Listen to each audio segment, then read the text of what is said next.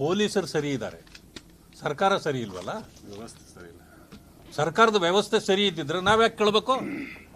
ನಮಗೆ ನಮ್ಮ ಪೊಲೀಸ್ ಮೇಲೆ ಗೌರವ ಇದೆ, ಅವ್ರ ಬಗ್ಗೆ ಗೌರವ ಇದೆ, ಇಲ್ಲ ಅಂತಲ್ಲ.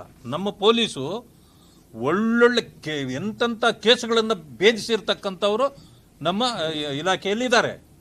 ಆದರೆ ಅವ್ರನ್ನ ನಡೆಸ್ಕೊಳ್ತಕ್ಕಂಥ ಸರ್ಕಾರ ವ್ಯವಸ್ಥೆ ಸರಿ ಇಲ್ವಲ್ಲ. ಸರ್ಕಾರ ಏನು ಮಾಡ್ತು?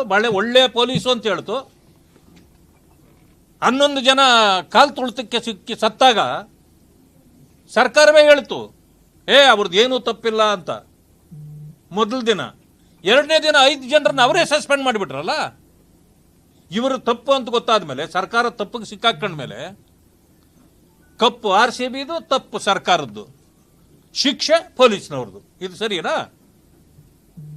ಆಮೇಲೆ ಇದುವರೆಗೂ ಎಷ್ಟು ಇದನ್ನ ನೀವು COD ಕೊಟ್ಟಿದ್ದೀರಿ, SIT ಕೊಡ್ತೀರಿ, ಎಲ್ಲ ಕೊಟ್ಟು ಕೊನೆಗೆ ನಿಮಗೆ ಕೊಡೋ ಸರ್ಟಿಫಿಕೇಟ್ ಏನಂತಂದ್ರೆ ಕ್ಲೀನ್ ಚಿಟ್ಟು.